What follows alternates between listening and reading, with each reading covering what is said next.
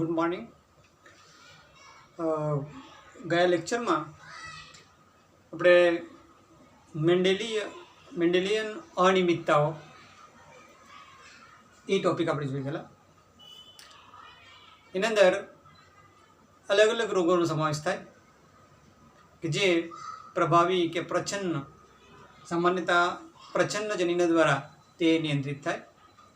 એમાં ઉદાહરણો રંગ અંધતા, હિમોફિલિયા, સિકલ સેલ એનિમિયા, પછી બીજું થેલેસેમિયા, સિસ્ટિક ફાઇબ્રોસિસ, આટલી બધી ખામીઓ આ મેન્ડેલિયન અનિયમિતતાના અંદર એનો સમાવેશ થાય. હવે બે તો આપણે જોઈ ગયેલા, રંગ અંધતા અને હિમોફિલિયા. આ બે ખામી આ બીજા જે આપણે કરવાના છે તેના કરતાં થોડી અલગ છે. તે કેવી? તો એના અંદર લિંગી રંગસૂત્ર એટલે એક્સ રંગસૂત્ર પર પ્રચ્છન્ન જનીન આવેલા હોય અને તે તેનું નિયંત્રણ કરે. એટલે ટૂંકમાં એને આપણે એક સંલગ્ન પ્રચ્છન્ન જનીનોની ખામીઓ છે. કઈ કઈ? રંગ અંધતા અને બીજું આવશે તે હિમોફિલિયા. હવે એનું આનુવંશિકતા, વારસો, સંતતિની અંદર કેવી રીતે ઉતરી આવે તે આપણે કાલે બીજા લેક્ચરની અંદર ડિટેલમાં જોઈ ગયેલા છે. હવે આવીએ દૈહિક રંગસૂત્ર પર આવેલા જનીનો દ્વારા થતી ખામીઓ. તો એની અંદર પહેલી જો છે sickle cell anaemia. Sickle cell anaemia આ જો ખામી છે એ ટૂંકમાં આપણે લખી શકાય કે આ દૈહિક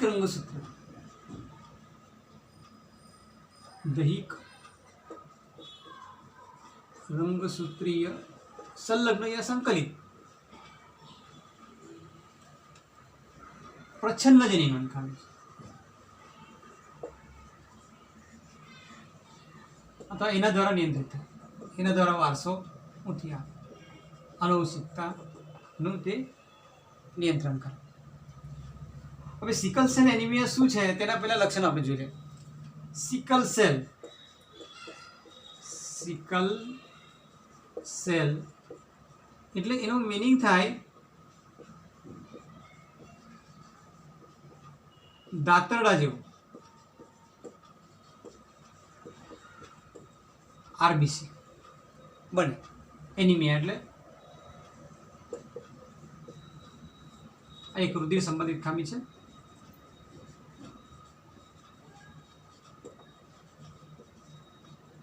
એના અંદર હિમોગ્લોબિન છે, એ હિમોગ્લોબિનના બંધારણની અંદર ફેરફાર થાય.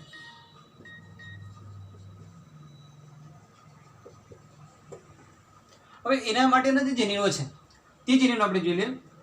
પ્રભાવી જનીન આ સામાન્ય છે રોગ માટેની, તેને આપણે કેપિટલ HbA કહીશું. પછી પ્રચ્છન્ન જનીનની વાત આવે. પ્રચ્છન્ન જનીન એ Hb અને S.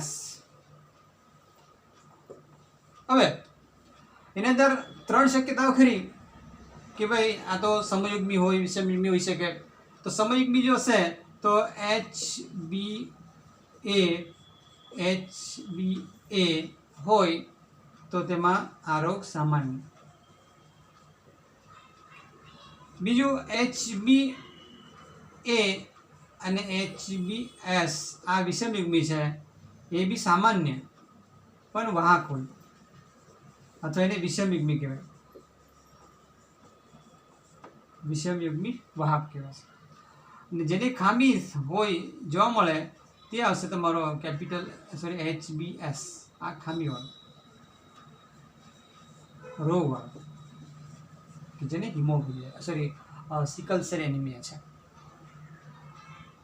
હવે એ આ જનીનો જેવી રીતે જ્યારે દૈહિક રંગસૂત્ર પર હોય એટલે એ જો ખામી છે એ આપણે નર અને માદાની અંદર જે પહેલાં આપણે જોઈ ગયેલા કે રંગ અંધતા અને હિમોફિલિયા આ બે ખામી સ્ત્રીઓ કરતાં પુરુષમાં વધારે છે. પણ આના અંદર એવું નથી. એ સ્ત્રીઓ અને પુરુષોમાં, સ્ત્રી અને પુરુષની અંદર એ સમાન રીતે જોવા મળે, સરખી રીતે જોવા મળે. કારણ દૈહિક રંગસૂત્રો પર છે કે દૈહિક રંગસૂત્રો એ નર અને માદા બંનેમાં સરખા હોય, ખ્યાલ આવ્યો? એટલે એના અંદર પ્રમાણ, હવે પહેલામાં રંગ અંધતા અને બીજું છે તે હિમોફિલિયા, એના અંદર આપણે જે વાત કરી કે સ્ત્રીઓ કરતાં પુરુષોમાં વધારે, એનું કારણ પણ બતાવ્યું કે સ્ત્રીઓના અંદર 2 X હોય અને પુરુષોના અંદર 1 X હોય, બરાબર, XY અને XZ. એટલે બીજા X પર જ્યારે પ્રભાવી આવી જાય તો તે ખામી જોવા મળતી નથી, અને આવી શક્યતા સ્ત્રીઓમાં બહુ ઓછી, કારણ કે જ્યારે બંને પ્રચંડ હોય તો જ જોવા મળશે. અને પુરુષના અંદર એક તો કેપિટલ હોય ત્યારે ન થાય, પ્રભાવી હોય, અને જ્યારે 1 આવી જાય ત્યારે તેમાં ખામી જોવા મળે 50%, પહેલામાં 33%. એટલે ટૂંકમાં સ્ત્રીઓ કરતાં પુરુષમાં વધારે જોવા, પણ આ એવું નથી સ્ત્રી અને પુરુષમાં તે સરખી રીતે જોવા મળે, કોઈ અલગ અલગ પ્રમાણ નથી. હવે એની અંદર મેઇન વાત આવીએ કે ભાઈ આ જનીનના કારણે આવી જે શક્યતાઓ, જે સમયુગ્મી પ્રચ્છન્ન હોય, સમજો બરાબર, સમયુગ્મી કોના પર? દૈહિક રંગસૂત્ર પર જ્યારે ફલિતાંડ બને, ત્યારે જ્યારે ગર્ભ બને, ત્યારે આવી સ્થિતિનું નિર્માણ થાય ત્યારે આ રોગ થાય. હવે એના કારણે, આ સમયુગ્મી પ્રચ્છન્ન જનીનના કારણે, એટલે આના કારણે એક ફેરબદલ થાય જનીનની અંદર. આપણે જો ડીએનએની જે રચના છે તેમાં ફેરફાર કરી નાખે. હવે તે ડીએનએ સમજો, એ થોડો આખો ડિટેલમાં આપણે જોઈએ કે હિમોગ્લોબિનની જે રચના છે તે આપણે 11માં આવી ગયેલું હતું. હિમોગ્લોબિન એટલે એક પ્રકારનું સંયુગ્મી પ્રોટીન છે. એના અંદર 2 શૃંખલા હોય, આલ્ફા અને બીટા. હિમોગ્લોબિન એની અંદર 2 શૃંખલા હોય, આલ્ફા અને બીટા શૃંખલા. તો આ બીટા શૃંખલાની અંદર થોડોક ફેરફાર જોવા મળે. તો કેવી રીતે સમજો? શરૂઆતમાં જ્યારે સામાન્ય વ્યક્તિ હોય તેના અંદર જે જનીનો છે, જે ડીએનએની અનુરચના છે, અથવા આરબીસી છે, આરબીસી આવી રીતે ગોળાકાર હોય, દ્વિઅંતરગોળ. કેવા? દ્વિઅંતરગોળ. હવે એની અંદર જે ડીએનએ છે, જે જનીન છે, કેવો જનીન? કોના દ્વારા? આ HbS દ્વારા, HbA આવું હોય ત્યારે આ ડીએનએની જે અનુરચના છે તે આવશે તમારી GAG. 2 શૃંખલા આવે, એ આપણે ડિટેલમાં જ્યારે ચેપ્ટર નંબર પેલું ચાલશે ત્યારે ડિટેલમાં કરાવીશ.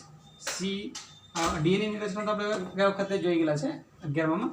તો આ એક શૃંખલા પર આ હોય તો બીજી શૃંખલા પર GC, આ T અને આ C આમ આવશે. હવે એના અંદરથી જ્યારે mRNA બને, ડિટેલમાં આગળ પછી સમજાવીશ. તો આ જ્યારે mRNA બનશે ત્યારે આની અંદર C ની જગ્યા પર આ G આવશે, T ની જગ્યા પર A નહીં આવે, કારણ કે આમાં mRNA પર U હોય, અને આ C પર G. આવી રીતે બદલાય.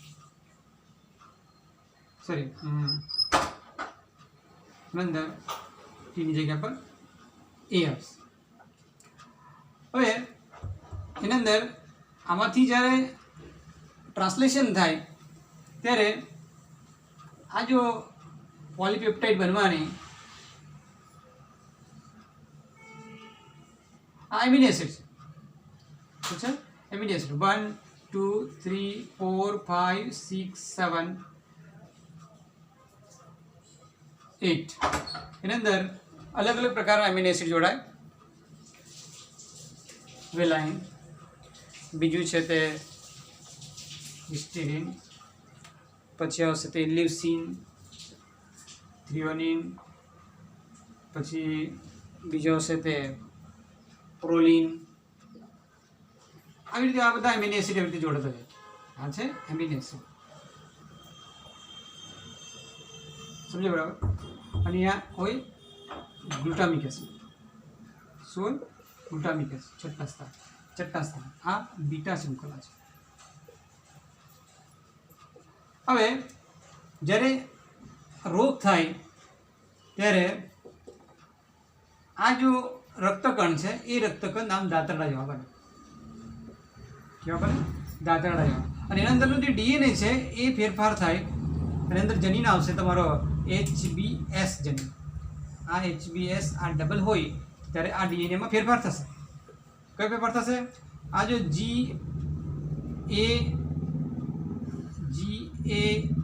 છે તો એની જગ્યાએ GTG થશે.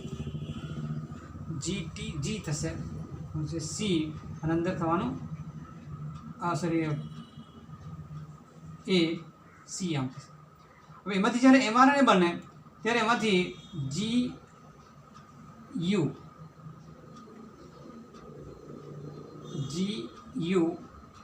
આમ થશે. અને એમાંથી જે આ બનવાનું આ પ્રક્રિયા દરમિયાન આ બધું સેમ જ હશે. 1 2 3 4 5 અને 6ની જગ્યા પર આ બધા સેમ આવવાના, આના જેવા જ છે.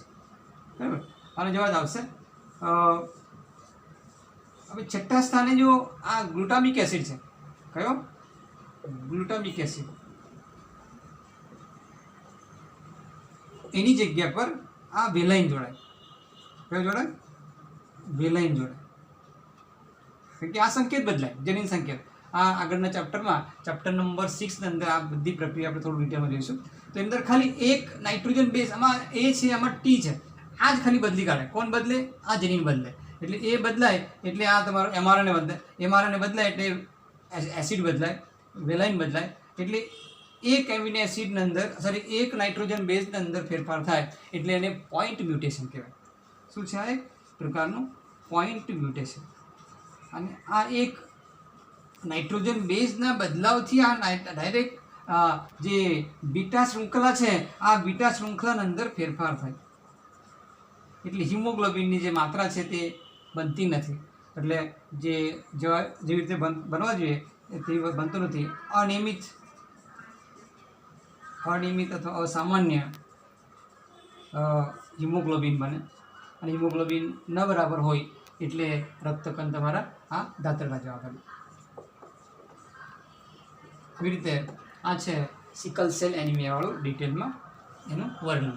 શોર્ટ નોટ પૂછાય. મોસ્ટલી આ જો જનીન સંકેતો છે એના પર વધારે ભાર આપજો. ખ્યાલ? આના પછીનો જો ટોપિક છે તે ફિનાઇલ ક્યુટોન્યુરિયા.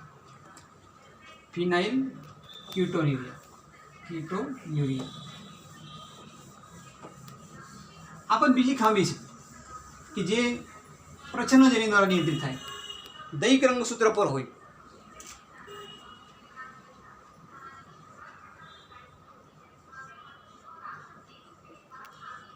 ફિનાઇલ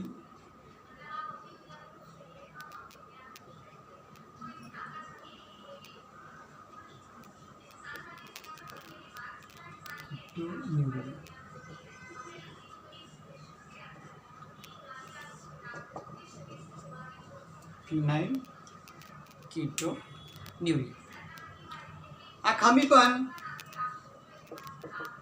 દૈહિક રંગસૂત્રીય એટલે 1 થી 22 જોડની અંદર આવેલા રંગસૂત્ર પર આવેલા હોય અને જે પ્રચ્છન્ન જનીનોની ખામી છે.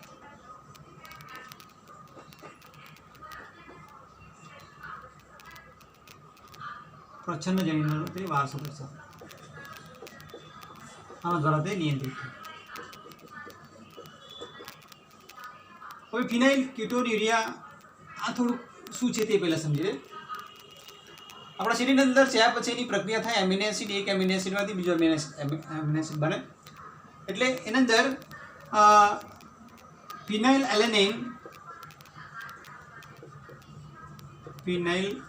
એલેનિન આ જો એમિનો એસિડ છે એક એમિનો એસિડ એનું રૂપાંતર ટાયરોસિન આ એમિનો એસિડમાં થાય. આ બી એમિનો એસિડ છે. એના અંદર એક ઉત્સેચક જરૂરી છે. એ ઉત્સેચક છે ફિનાઇલ એલેનિન હાઇડ્રોક્સિલેઝ.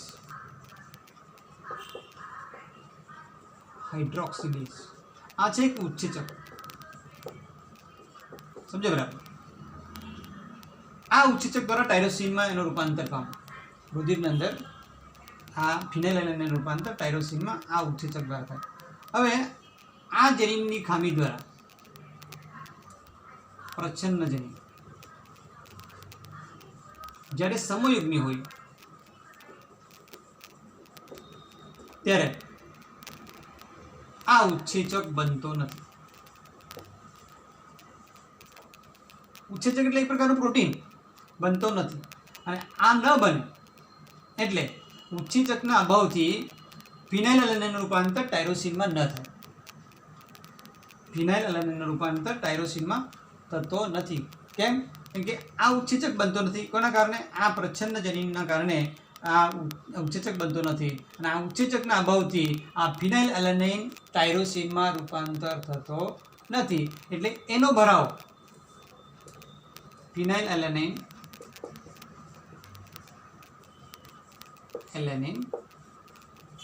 નો ભરાવો થાય રુધિરની અંદર.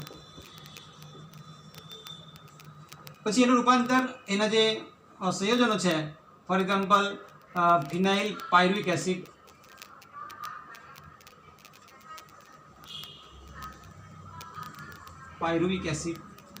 એમાં રૂપાંતર કરે ફિનાઇલ પાયરુવિક એસિડ, અને એ રુધિરમાં પછી મૂત્રમાં, અને આ રુધિરથી પછી તે મગજમાં જાય, અને આના કારણે એનો જે માનસિક વિકાસ છે,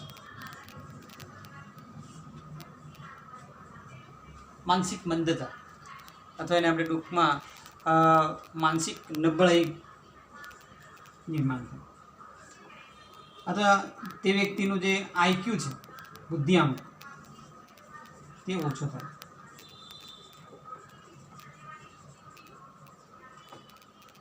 સાથે સાથે વધુ મૂત્રનો ત્યાગ થાય.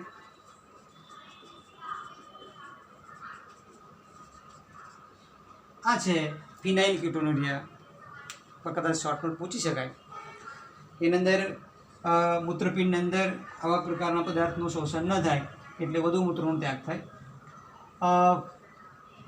આના પછીનો જે ટોપિક છે તે થેલેસેમિયા.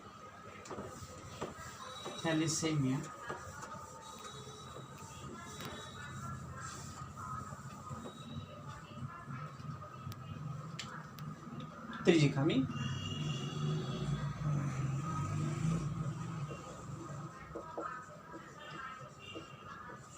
આ પણ એક રુધિર સંબંધી ખામી છે, હિમોગ્લોબિન સંબંધી ખામી છે. ની જે માત્રા છે એમાં કંઈ ફેરફાર થાય, ગુણાત્મક પ્રક્રિયા છે તે. આ પણ એક દૈહિક રંગસૂત્રોની ખામી છે, દૈહિક રંગસૂત્રીય અને પ્રચ્છન્ન જનીનની ખામી છે.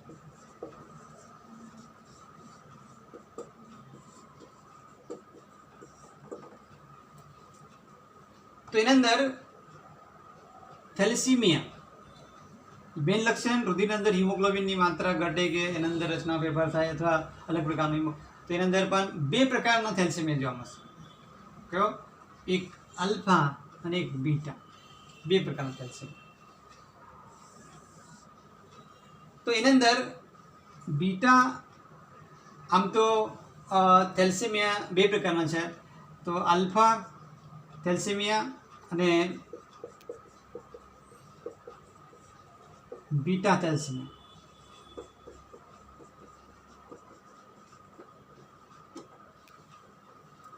તો એના અંદર આ મેન બીટા ગ્લોબિન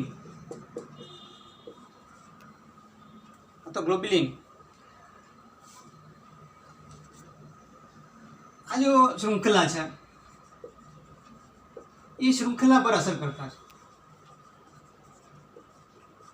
આની અંદર બીટા શૃંખલા, બીટા ગ્લોબિન શૃંખલા પર અસર કરતા થેલેસીમિયા છે. તો કેવી રીતે એની અંદર જે આલ્ફા ગ્લોબિન શૃંખલા છે એનું પ્રમાણ ઘટાડો કેવી રીતે થાય તે જોઈ લે. તો આ જે જનીનો છે તેમાં બે જનીનો છે. એક આવશે તે HbA1 અને HbA2. આ બે જનીનો પ્રત્યેક રંગસૂત્ર પર, દરેક રંગસૂત્ર પર એટલે બે હોઈ શકે અથવા ચાર હોઈ શકે. એક પ્રજનન કોષની અંદર બે આવશે, બંને જોડાય એટલે ચાર જનીનો આવશે. તો એના અંદર બે કે ચાર એમાં વિકૃતિ અથવા દૂર થાય અને એ સામાન્યતા 16મા નંબરના રંગસૂત્ર પર 16મા રંગસૂત્ર પર આવેલા હોય.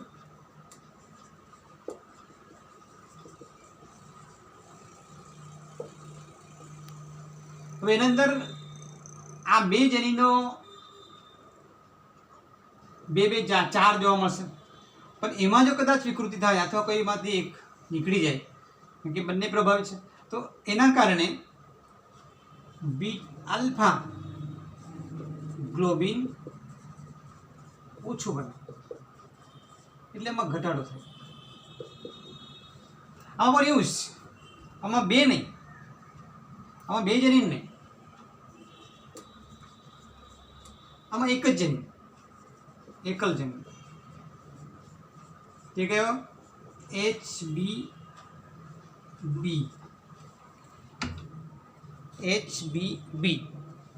જે દરેક પિતૃના રંગસૂત્ર પર. હવે એના અંદર જો કદાચ બે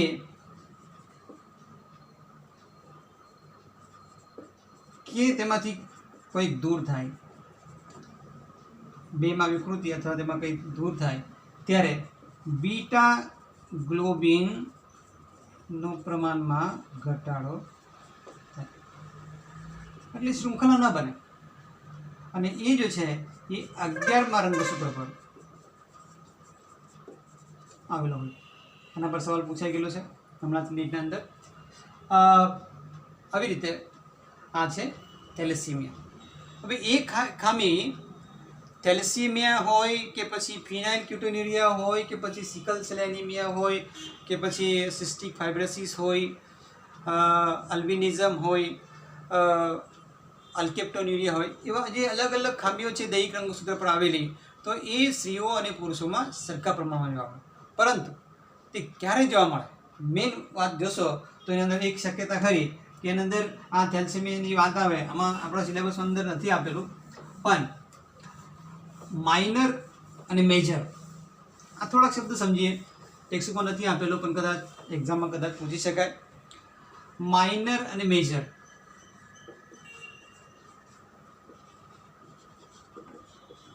સિમ્બોલ આપણે વાપરીએ. સપોઝ HB માઇનર એટલે તમારો સ્મોલ એક કેપિટલ T અને HB એટલે સ્મોલ t. મેજર એટલે HB અને આ small t, HB small t. બંને પ્રચ્છન્ન હોય તો જ મેજર જોવા મળશે. અને આ જ આવશે તે વિષમયુગ્મી છે, વાહક છે, બરાબર. આ રોગકારક છે. આ મેજર માઇનર થેલેસીમિયા અને મેજર થેલેસીમિયા. હવે બંને જો વિષમયુગ્મી હોય તો જ માતા અને પિતા બંને વિષમયુગ્મી હોય યા વાહક હોય તો જ ખામી બાળકમાં કે સંતતિમાં ઉતરી આવે.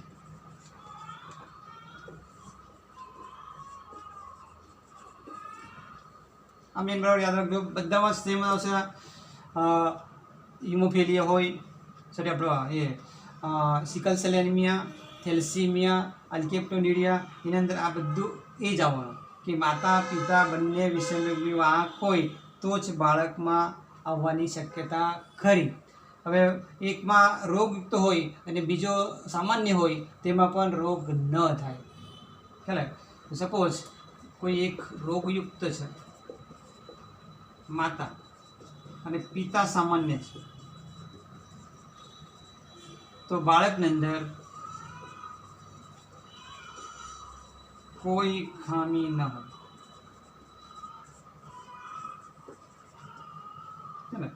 આ બધી વસ્તુ આપણે કોઈ ટેબલ દ્વારા જોઈશું તો પણ સમજ પડશે. આવી રીતે એ છે થેલેસેમિયાવાળું.